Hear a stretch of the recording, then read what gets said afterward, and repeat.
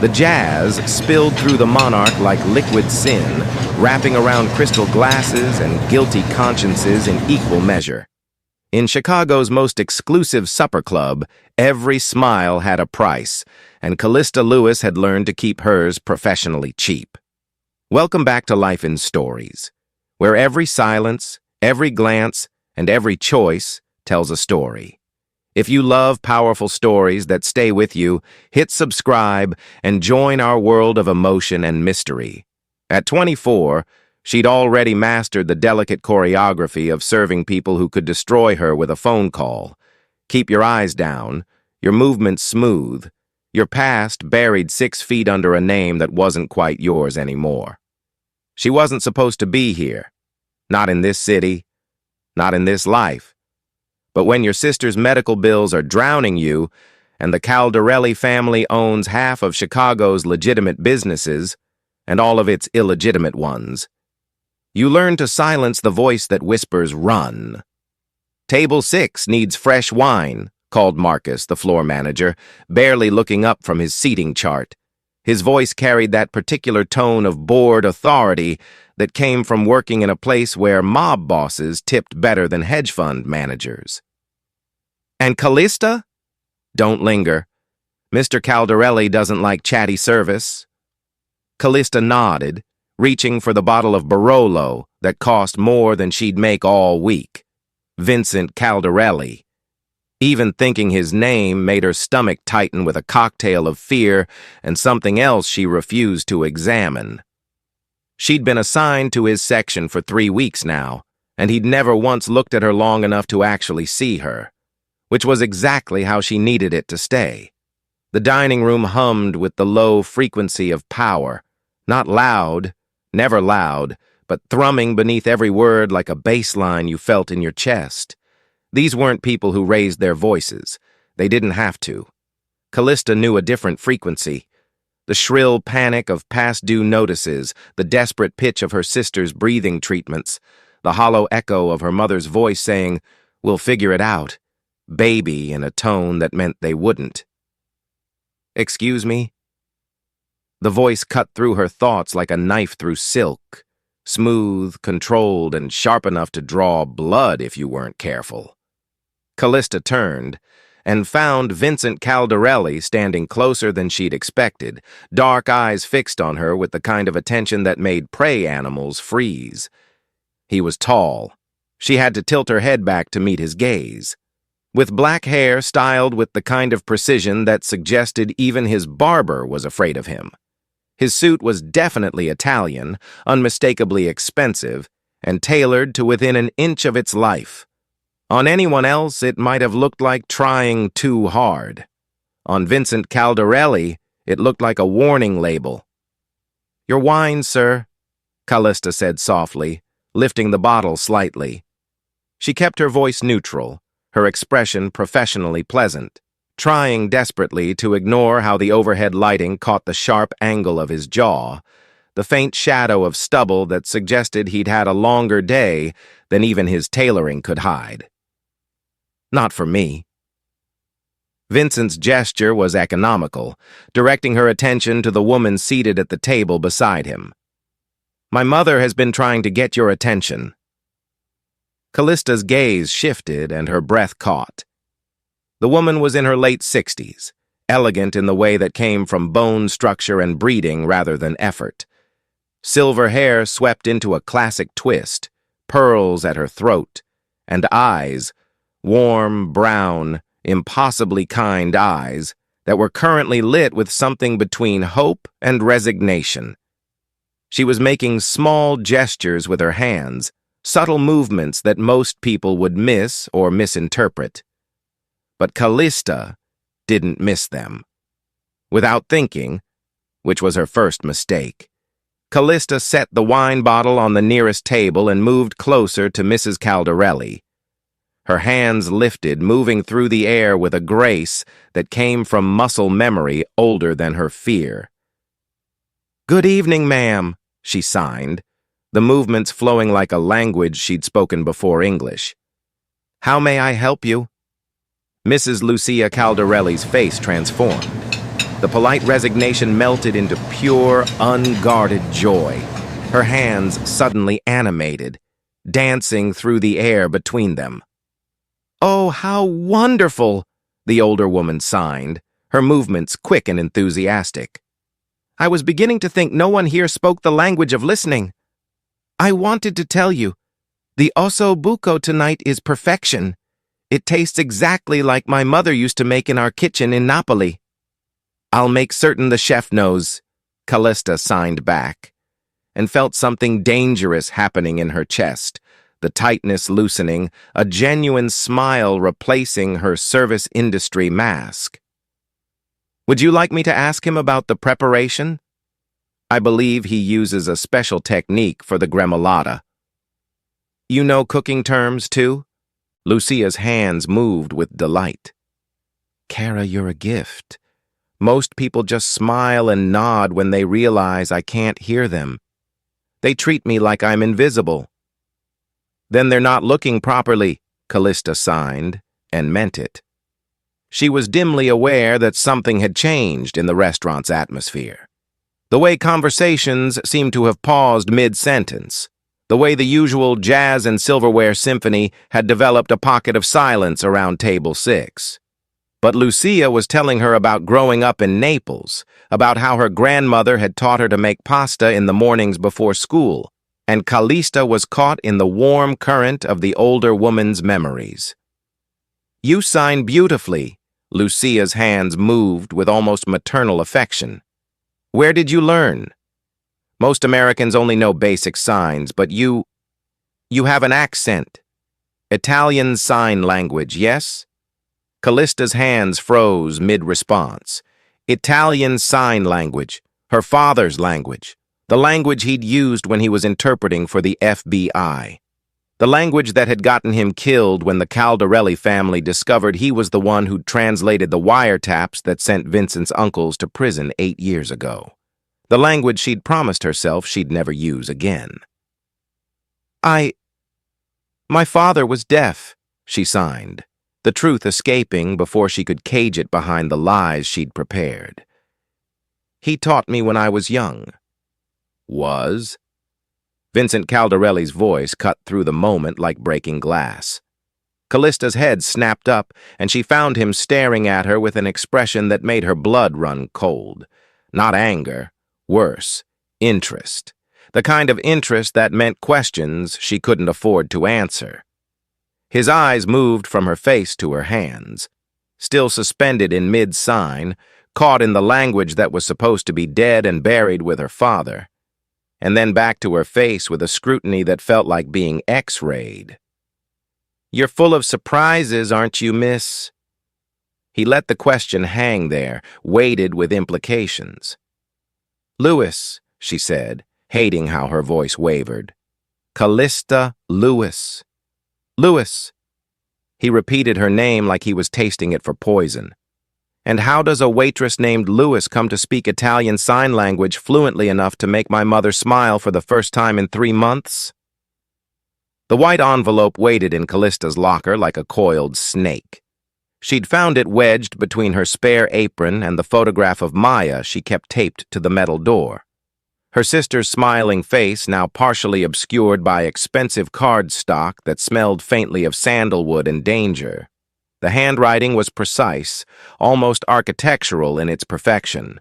"Private request, table 6, tonight, 8 p.m., V. Caldarelli. No question mark, no, if you're available." Just a statement of fact, as if her attendance had already been decided by forces beyond her control. Callista's hands shook as she reread the note. Around her, the employee break room hummed with the usual pre-shift chaos.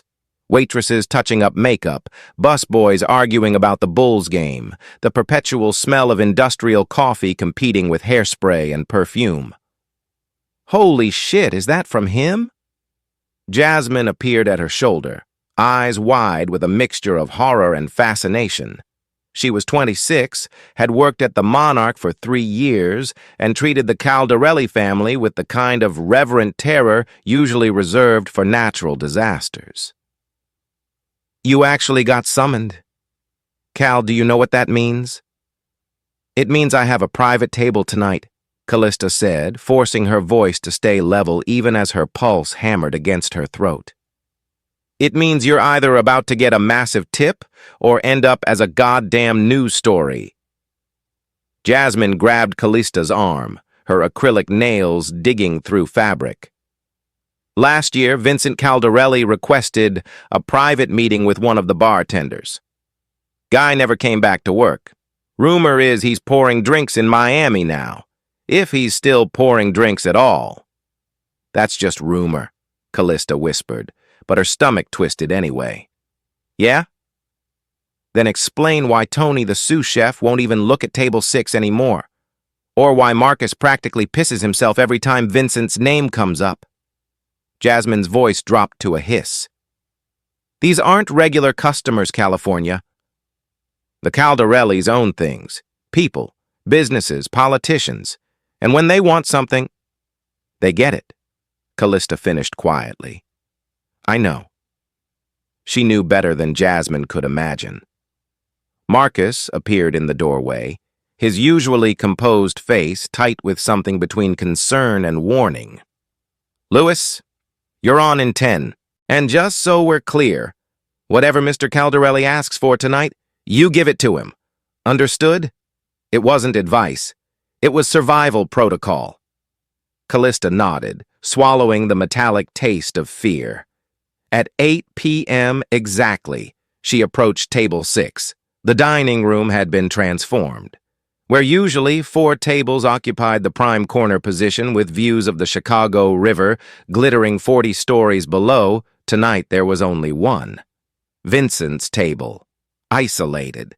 Spotlit by the chandelier overhead while the rest of the room seemed to fade into atmospheric shadow. He sat alone, perfectly still in a charcoal suit that probably cost more than Callista's annual rent. A single espresso cup sat before him, untouched.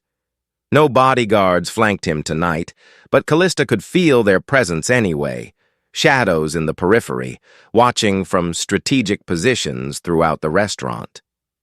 Vincent didn't look up when she approached, but she knew he'd tracked her movement from the moment she'd left the kitchen. "Good evening, Mr. Caldarelli," she said softly, stopping at what she hoped was a respectful distance. "I understand you requested my service tonight." "Sit down, Ms. Lewis." It wasn't an invitation. Callista hesitated, her training screaming that waitresses didn't sit with patrons, but the alternative to obedience seemed considerably worse.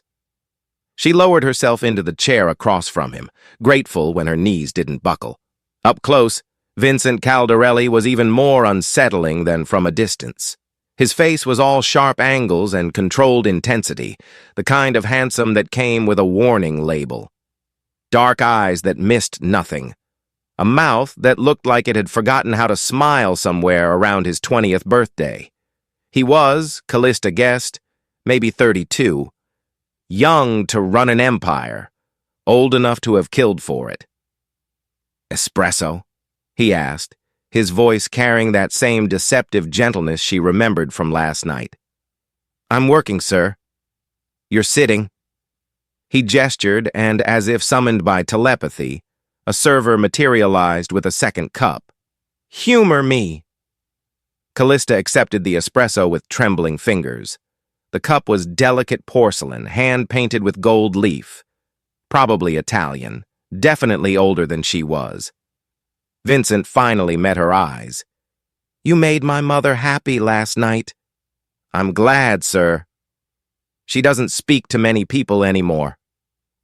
He stirred his own espresso with meticulous precision, the tiny spoon creating ripples in the dark liquid. "After my father died, she withdrew. Most people who visit our home, they smile and nod when they realize she can't hear them. They treat her like she's made of glass, fragile, broken, invisible. There was something raw beneath his words, quickly buried, but impossible to miss. "But you," Vincent continued, those dark eyes locked on hers. "You saw her." Really saw her. Why? Callista chose her words carefully. Because she reminded me what it feels like to be heard. To have someone actually listen, instead of just waiting for you to finish talking. Philosophical for a waitress. Observant for a... She caught herself before saying mobster. For a restaurant patron. The corner of Vincent's mouth twitched. Not quite a smile, but close enough to make Callista's heart stutter inappropriately. Tell me, Ms. Lewis, how does a waitress from Chicago's South Side learn Italian Sign Language? And there it was. The question that could unravel everything. Callista had rehearsed this lie 100 times in the mirror after last night, polishing it until it shone like truth. My father worked with the Italian deaf community years ago. He learned the language for his job, taught it to me when I was young. It was our special thing. She let her voice catch on the emotion. That part wasn't acting. Her father had taught her. In the mornings before school, in the evenings after dinner, drilling her on regional variations and cultural nuances because precision saves lives, Callista.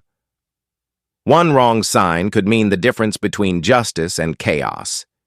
He'd been right. Precision had saved lives, just not his own.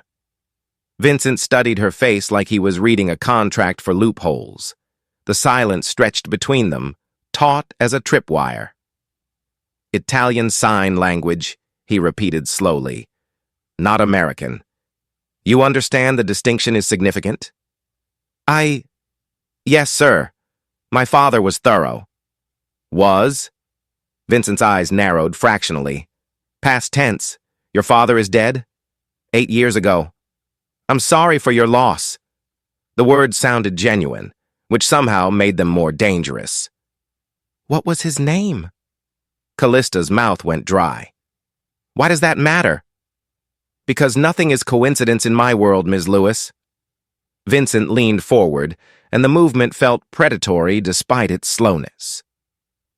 A woman who speaks a very specific dialect of sign language, who appears in my restaurant 6 months ago from seemingly nowhere, who has access to my mother at the exact moment when... He stopped himself, jaw tightening. When what? Callista whispered.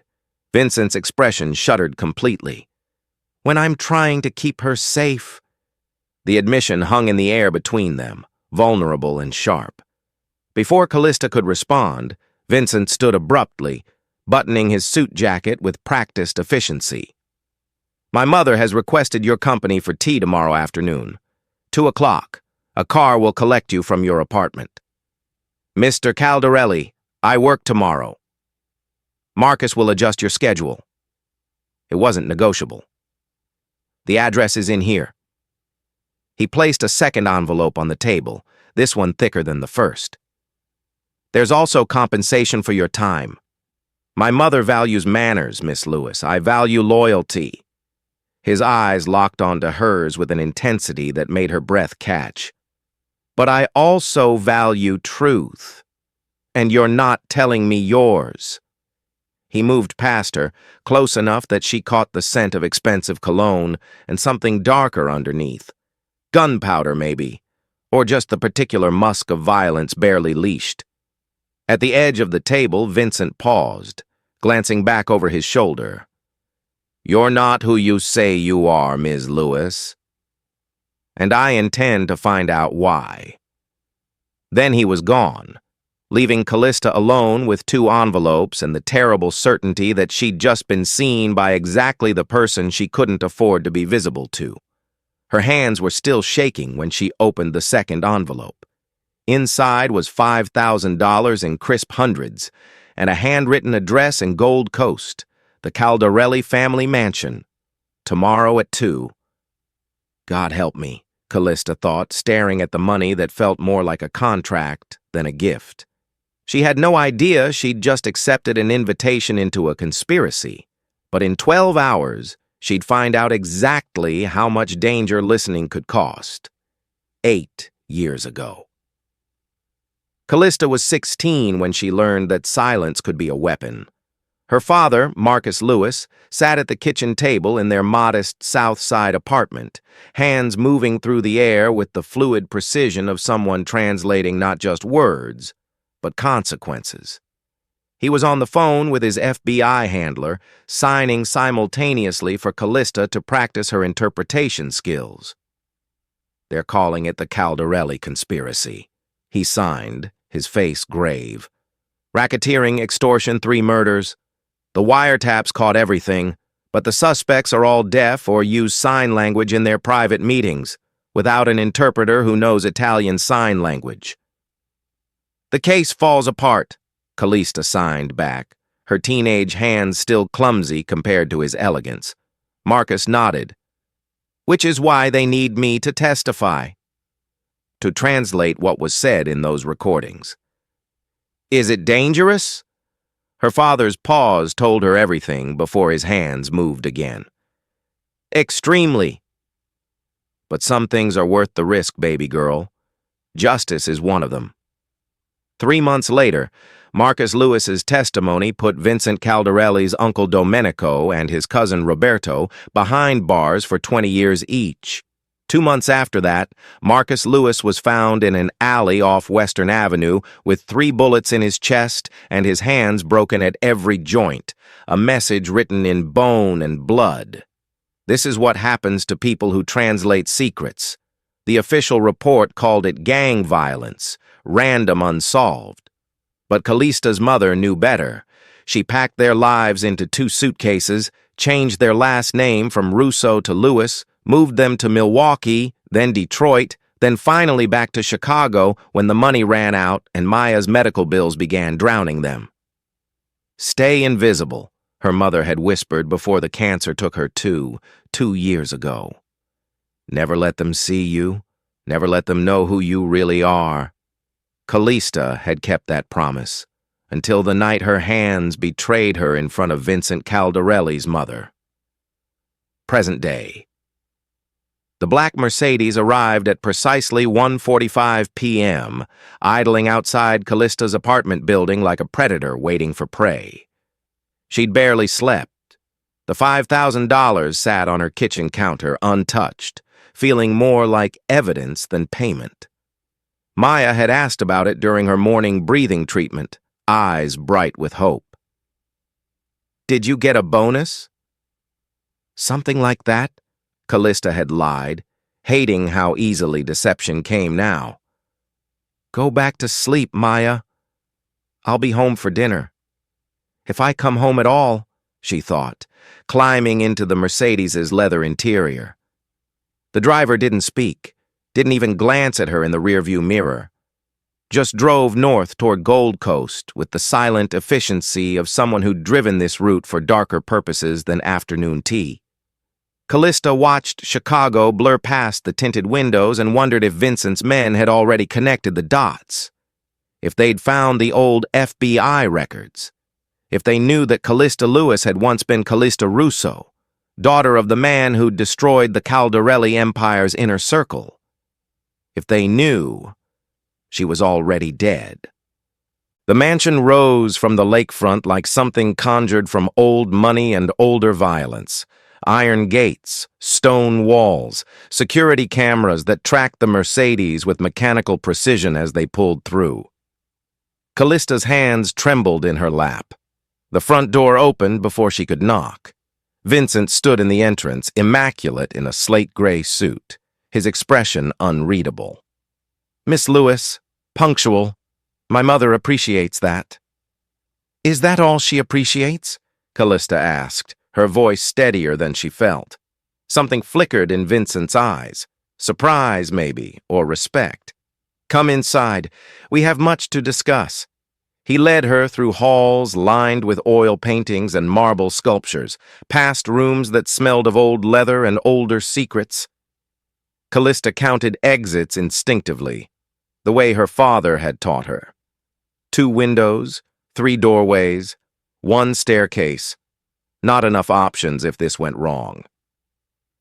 They found Lucia in a sunroom overlooking Lake Michigan, surrounded by books and afternoon light that made her silver hair glow like a halo.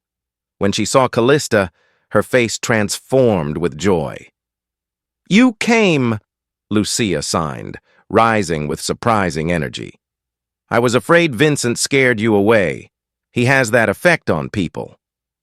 "I'm harder to scare than I look," Callista signed back, accepting the older woman's warm embrace. "Good. Then you'll stay for tea. And perhaps, if you're willing, you could help me with my correspondence? I have letters from my cousins in Naples that no one here bothers to translate properly." "I would be honored." Lucia beamed, squeezing Callista's hands with genuine affection. "You're a gift, child. I knew it the moment I saw your hands speak. They have kindness in them." Behind them, Vincent cleared his throat. "Mother, perhaps Miss Lewis would prefer to know the terms of this arrangement before she agrees." "Terms?" Lucia's hands moved sharply toward her son. "She's my friend, not an employee." "In this house, friendship is employment," Vincent said quietly, his eyes fixed on Callista. "And employment requires understanding." He gestured for Callista to follow him to the far end of the sunroom, away from his mother's line of sight. "You wanted to know if I've investigated you," he said, voice low. "I have." Callista Lewis, 24, South Side address. One sister, Maya, age 19, chronic respiratory condition. Mother deceased. Father deceased. He paused, letting the weight settle. "What I can't find is anything about you before 6 years ago. No school records, no social media, no history. You're a ghost, Ms. Lewis." Callista's throat tightened. "Maybe I just value privacy." Or maybe, Vincent stepped closer. "You're hiding from something. Or someone." "Does it matter?" she whispered. "Your mother wants me here." "My mother is dying." The words came out flat, brutal in their honesty. "And someone in my family is helping that process along." Callista's breath caught. "What?" "Her medications have been tampered with, doses changed. Her primary physician disappeared last month, took an early retirement no one can trace." Vincent's jaw clenched. "I need someone close to her, someone I can trust, someone with no connection to my world." "But Callista started, then stopped. He didn't know. He didn't know who she really was. "You'll stay with my mother 4 afternoons a week," Vincent continued. "Translate her letters. Keep her company. And watch. If you see anything unusual, anyone who visits her, anything strange with her care, you report directly to me. You want me to spy on your own family. I want you to protect my mother." His voice dropped to something dangerous. "The same way your father once protected Justice, Callista Russo." The name hit her like a bullet. The world tilted. Callista's vision tunneled, sound rushing in her ears like water. He knew. He'd known the entire time. "Before you run," Vincent said calmly, "understand this. I'm not my uncle. I'm not my cousin. What your father did 8 years ago? That was business. Dirty business, but business. This—" He gestured toward Lucia, who was watching them with concern. "This is personal." "Why would you let me near her if you know—" "Because you made her smile," Vincent interrupted. "Because in 2 minutes of conversation you gave her something my entire organization couldn't. Dignity, respect, connection." His eyes bored into hers. "And because I checked your background thoroughly enough to know you're not here for revenge. You're here because you're desperate. Desperate people can be trusted, as long as you control what they're desperate for." He pulled an envelope from his jacket, thicker than the last. $10,000, weekly, plus Maya's medical expenses, fully covered through my private physicians. Callista stared at the envelope like it might explode. "You're buying my silence." "I'm buying your loyalty," Vincent corrected. "There's a difference. You'll work for me, protect my mother, and in return, I'll protect your sister. I'll protect you." He leaned closer, voice dropping to barely a whisper. But understand this, Miss Lewis. You're walking through fire now. Don't mistake my patience for safety. The moment I think you're a threat instead of an asset. He didn't finish. Didn't need to. Behind them, Lucia called out with her hands. Are you two finished whispering? The tea is getting cold. Vincent's expression shifted instantly, from predator to devoted son. Coming, Mama. He turned back to Callista one final time. So, do we have an understanding? Callista looked at the envelope, looked at Lucia's hopeful face, thought of Maya's breathing treatments, the past due notices, the impossible math of survival. She'd walked into this mansion expecting death. Instead, she'd been offered a deal with the devil. Slowly, Callista took the envelope. We have an understanding. Vincent's smile was razor thin. Excellent. Welcome to the family business, Miss Russo. Try not to get killed. The Caldarelli mansion became Callista's second home over the next 3 weeks, or perhaps her first prison, beautifully decorated. She arrived every Tuesday, Thursday, Saturday, and Sunday at 2 o'clock sharp. The same driver, the same silent ride, the same marble halls that smelled of lemon polish and suppressed violence. But something had shifted since that first afternoon. The staff nodded to her now. The bodyguards stepped aside without being asked. Even the house itself seemed to exhale when she entered Lucia's sunroom. You're good for her. Vincent's head of security, a granite-faced man named Carlo, had said once. She laughs again. We'd forgotten what that sounded like. Lucia's world was books and memories, letters from cousins in Naples, and photographs yellowed with age. She'd show them to Callista during their afternoon teas, her hands dancing through stories of a different life. This is Vincent when he was 7, she signed, pointing to a photograph of a dark-haired boy with serious eyes. Even then, he carried the weight of this family. His father made sure of that. What was his father like? Callista asked, though she already knew pieces from FBI files she'd read years ago. Lucia's expression darkened. Salvatore Caldarelli was a king. Kings don't love, they conquer. He taught Vincent that power requires sacrifice, that mercy is weakness, that family is everything, but trust is nothing. Is that what Vincent believes? No. Lucia's hands moved with fierce certainty. Vincent is trying to be different. He thinks I don't see it, but a mother knows. He's trying to make our name mean something besides fear. It's why some in the family want him gone. The admission hung in the air like smoke. Who wants him gone? Callista signed carefully, but Lucia just smiled sadly and changed the subject to her grandmother's lemon cake recipe. The truth came 3 days later, delivered in whispers Callista wasn't supposed to hear. She'd been returning from the bathroom, heels clicking softly on marble, when voices drifted from Vincent's study. The door left carelessly ajar. Old woman still breathing. That's the problem. The voice belonged to Rocco Caldarelli, Vincent's cousin. Callista had seen him twice before, mid-30s, expensive suits that couldn't hide the violence underneath, eyes like broken glass. Patience, Rocco.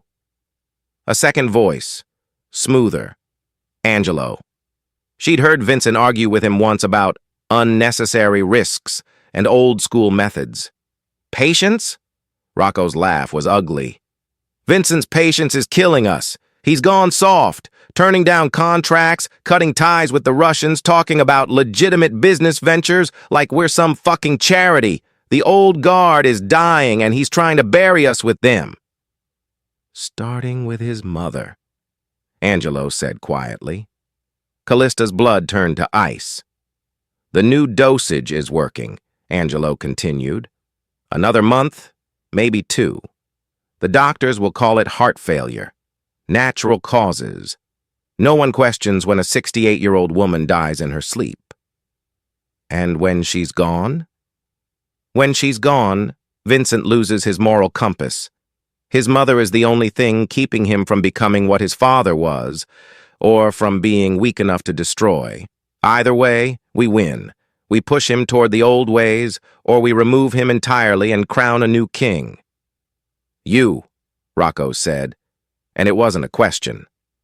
Me, Angelo confirmed, with you as my right hand. The family needs strength again, not Vincent's philosophical bullshit about evolving the business. Our fathers built this empire on blood. It's time we reminded Chicago what the Caldarelli name really means. Callista's hand flew to her mouth, trapping the gasp before it could escape. She backed away from the door, pulse hammering, mind racing. 3 steps. 5. Turn the corner before... Miss Russo! Vincent's voice froze her mid-stride. He stood at the end of the hallway, perfectly still in a black suit, expression unreadable. How long had he been there? Had he heard? Did he know she'd been listening? Mr. Caldarelli, she managed, voice barely steady. I was just... We need to talk, not a request. My office. Now. Vincent's private office was all dark wood and leather, windows overlooking the lake where the afternoon sun turned the water into molten gold. He closed the door with a quiet click that sounded like a cell locking. Before you lie to me, he said, moving to the bar and pouring 2 fingers of whiskey, understand that I already know you were outside my study. Carlo saw you on the security feed. Callista's stomach dropped. I wasn't... Tell me what you heard. He turned, holding the glass but not drinking. And don't insult my intelligence by pretending you heard nothing. You went pale as death 30 seconds ago. The silence stretched between them, taut as a wire. Callista made her choice. Your cousin Rocco and Angelo, she said quietly. They're poisoning your mother. Changing her medication. They said another month or 2 and they'll call it heart failure. And when she's gone, they're planning to either corrupt you or kill you and take control of the family. She expected anger, violence, the kind of cold fury she'd seen in her father's FBI recordings of mob interrogations. Instead, Vincent went very, very still. You're certain of what you heard, he said finally. Every word. And yet you're telling me. Why?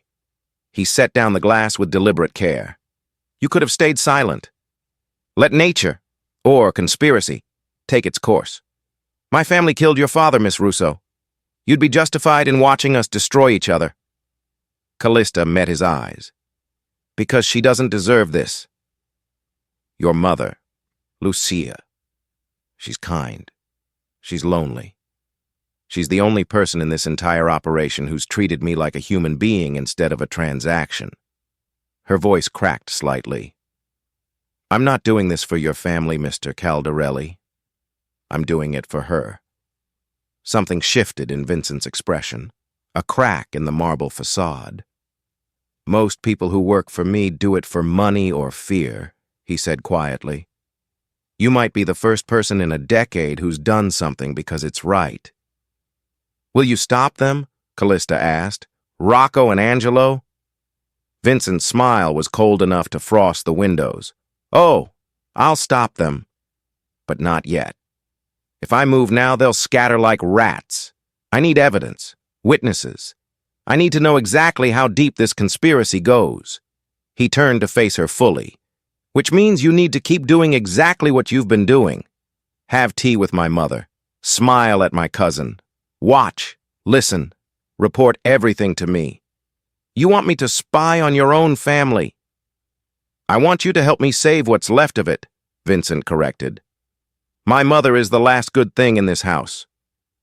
Maybe the last good thing I have. If she dies.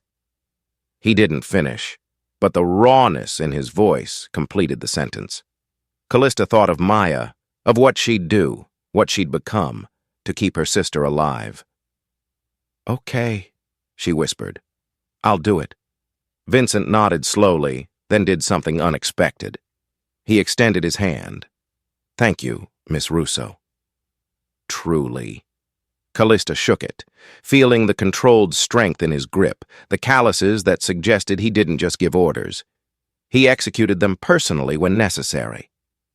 "One more thing," Vincent said as she turned to leave. "The money I'm paying you? Consider it doubled. And Maya's medical care gets upgraded to the best specialists in Chicago. You're risking your life for my mother. I don't forget debts." "I'm not doing this for money either," Callista said. "I know."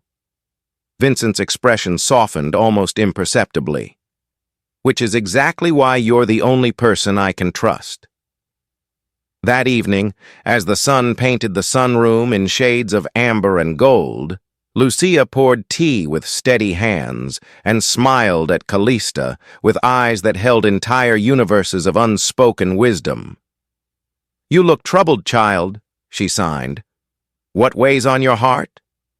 "Just thinking about family," Callista signed back. "How complicated it can be." Lucia nodded, setting down her teacup. Her hands moved with the practiced grace of someone who'd spent a lifetime finding beauty in silence. "My grandmother used to say something," she signed. "In our village in Naples, there was a bird, tiny, brown, easy to miss. But when it sang, the whole valley stopped to listen." "What does it mean?" Callista asked. Lucia's smile was gentle, knowing. "Even the quietest bird can sing the loudest truth. And sometimes, child, the truth is the most dangerous song of all." She reached across the table and squeezed Callista's hand. "Thank you for singing when no one else would." Callista's throat tightened with emotion she couldn't name. She didn't know if Lucia suspected the conspiracy, didn't know if the old woman understood how close to death she was dancing. But she knew one thing with absolute certainty. She would protect Lucia Caldarelli, even if it meant burning down the family trying to kill her, even if it meant becoming exactly what her father had died fighting against. Some truths, she was learning, were worth the fire. The Caldarelli mansion shimmered that night like a cathedral of wealth and deception. Crystal chandeliers burned bright above marble floors, a live orchestra played soft jazz, and diamonds flashed with every polite laugh. It was Lucia Caldarelli's grand birthday gala, a celebration meant to showcase elegance, but beneath the gold and champagne, tension pulsed like a live wire. Callista stood near the edge of the ballroom, dressed in a sleek black gown Lucia had chosen for her. She looked every bit the picture of poise, but her heart was uneasy. There was something off about the air tonight, too many smiles, too many unfamiliar faces whispering too close to Vincent's inner circle. Lucia, radiant in silver, moved gracefully among guests, her laughter silent but contagious. Her hands fluttered in lively sign as she spoke with Callista across the table. "You must enjoy yourself," she signed warmly. "Tonight is family." Family. The word made Callista's stomach twist. She had learned that family, real or chosen, could save or destroy you. Then Rocco appeared. Vincent's cousin, all smug charm and hollow eyes, approached with a silver tray balanced in his hand. He poured champagne into Lucia's glass, his smile too sharp to be sincere. Callista's gaze fell on the flute. Something shimmered faintly across the golden liquid. A slick, oily film that didn't belong. Her breath caught. Her instinct screamed. Without a second thought, she caught Lucia's gaze and signed across the table with sharp, urgent precision. "Don't drink." Poison Lucia froze, her hand hovering mid-air. The conversation around them dimmed. Vincent, who had been shaking hands with a city official nearby, saw the motion, recognized it instantly, and turned like a man struck by lightning. "Rocco," he said quietly, voice low but lethal, "where did that bottle come from?" Rocco's face went pale. He reached inside his jacket, a movement too fast, too practiced. The first shot shattered the gala. Guests screamed. Crystal exploded. The orchestra fell silent as chaos erupted across the marble floor. Callista dove, dragging Lucia down behind the table, just as a second bullet tore through the air. Vincent was already moving, gun drawn, every motion precise and deadly. His men responded instantly, firing back at Rocco and the other conspirators hidden among the guests. Callista felt the heat of a bullet pass close as she shielded Lucia with her body. The older woman's breathing hitched, then blood bloomed across her shoulder. "No, no, no," Callista whispered, pressing her hands against the wound. "Stay with me." Lucia's trembling fingers brushed her wrist, signing weakly. "You saved me again." Vincent's shout cut through the mayhem. "Take them alive!" Within minutes, the gunfire ended. The traitors were subdued, some bleeding, others begging. The scent of gunpowder and spilled wine filled the air. No police sirens came. None ever would. The Caldarelli family handled its justice privately. Vincent holstered his weapon and turned to find Callista crouched beside his mother, blood on her hands, fear and fury burning in her eyes. For a moment, the sight seemed to unravel him. He dropped to his knees beside her, voice low, almost broken. "You've saved my mother twice now," he said. "That's a debt I can't repay, but I'll spend my life trying." Callista met his gaze. "Then start by keeping her safe." "No more blood, Vincent. Not for her." He nodded once, not as a Don, but as a son. "I promise." As Lucia was lifted carefully by the guards, she turned her head, her face pale but composed. Her fingers moved slowly through the air, trembling but clear. "You saved me again." Callista pressed her hand to her mouth, tears stinging her eyes. Around her, the shattered ballroom gleamed. Broken glass, spilled champagne, blood, and silence. The Caldarelli Empire had just witnessed its own reckoning, and in the middle of it all stood the woman who had once been invisible, the waitress who saved them with her hands. The weeks that followed the gala were a haze of whispers, newspaper speculation, and silence. No arrests were made, no reports filed. The Caldarelli family handled its wounds privately, as it always had. Yet the air around them had changed. The violence that once defined them felt like an echo fading into distance. Callista walked into the Monarch one early morning, months after the shooting, and felt a strange calm. The chandeliers still glimmered, but softer now. The sharp edges of the place had been smoothed. The new sign above the entrance read, "The Monarch, home of the Caldarelli Foundation." It was Vincent's doing, but Lucia's vision. The old crime empire had transformed into something new, a legitimate enterprise that funded scholarships, art programs, and most importantly to Lucia, education for the deaf and underprivileged youth of Chicago. Where men once whispered about deals, now students practiced sign language under the dim lights. Callista no longer wore an apron. Her office overlooked the main floor, and her desk was stacked with grant proposals, thank you letters, and small sketches from deaf children she had helped enroll in school.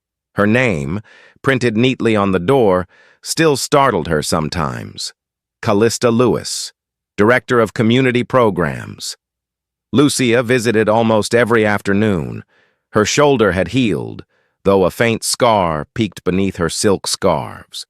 She spent hours teaching sign language to anyone willing to learn. The waiters, the chefs, even the stone-faced bodyguards who once knew only how to intimidate. The sight never failed to move Callista. Lucia's hands danced through the air, elegant and sure, and the hardened men followed clumsily, laughing at their own mistakes. The mansion, once an echo chamber of fear, had become a classroom of compassion. "You've changed them," Lucia signed one day, her rings catching the light. "Even my son." Callista smiled, tucking a strand of hair behind her ear. "He changed himself," she signed back. Lucia tilted her head knowingly. "Maybe." But someone had to show him how. That night, Callista stayed late at the foundation. The restaurant below was closed. The soft hum of the refrigeration units was the only sound. She was reviewing next month's outreach plan when a familiar voice broke the quiet. "I figured you'd still be working." Vincent stood in the doorway, jacket over one arm, tie loosened. The months had etched something gentler into his expression. He looked less like a man guarding an empire and more like a man learning to live inside the ruins of one. Callista gestured toward the empty chair. "You shouldn't sneak up on people." I nearly threw my coffee. He smiled faintly and set 2 cups of cappuccino on the desk.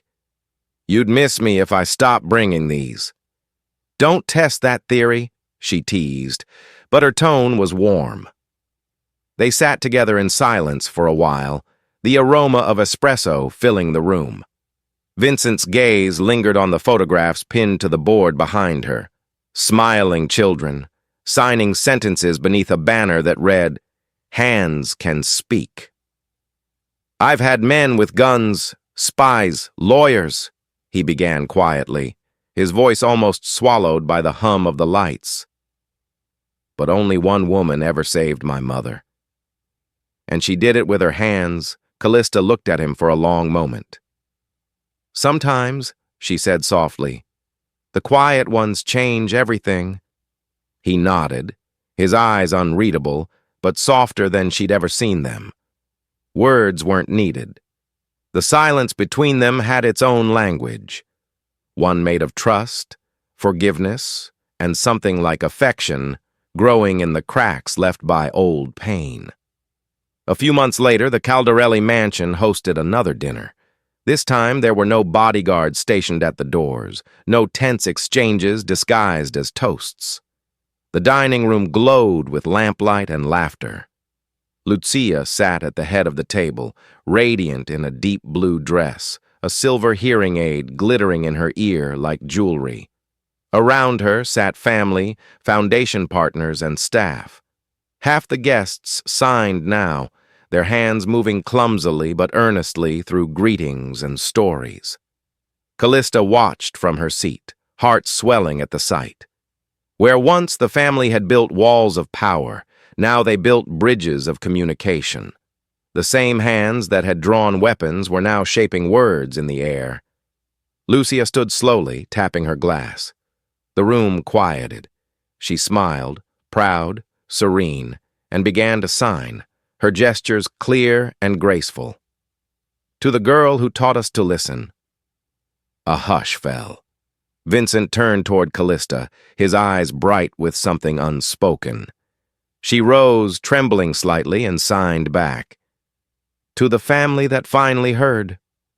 Applause rippled through the room, not thunderous, but heartfelt, the sound of connection rather than conquest. Even Carlo, the hulking guard, attempted the sign for thank you, earning laughter from everyone. As dessert arrived, Lucia leaned toward Callista, speaking and signing at once. "I thought I'd lost my family to noise and violence," she said, "but you reminded us that silence can be holy." Callista reached across the table and squeezed her hand. "You reminded me that silence doesn't mean being unseen." Later that evening, Vincent walked her to the door. The night air was cool, scented with rain. The mansion behind them glowed softly, a place reborn. He hesitated, then said quietly, "You changed everything, Callista. For me, for her, for all of us." She smiled, shaking her head. "No, I just spoke in a language you already understood. You just needed to remember how to hear it." They stood there for a heartbeat longer, the world around them suspended in quiet understanding. Then he nodded once, the corner of his mouth lifting. "Good night, Ms. Lewis." "Good night, Mr. Caldarelli." As she walked away, the distant sound of laughter drifted from the house. Soft, genuine, alive. For the first time in decades, the Caldarelli home was filled not with power or fear, but with peace. And that night, as they dined together in silence, the Mafia didn't sit in a reverence of strength, but in respect for the woman who taught them to listen. Thanks for watching Life in Stories, where every silence has meaning and every choice has a cost. If this story moved you, subscribe, like, and stay tuned for the next chapter.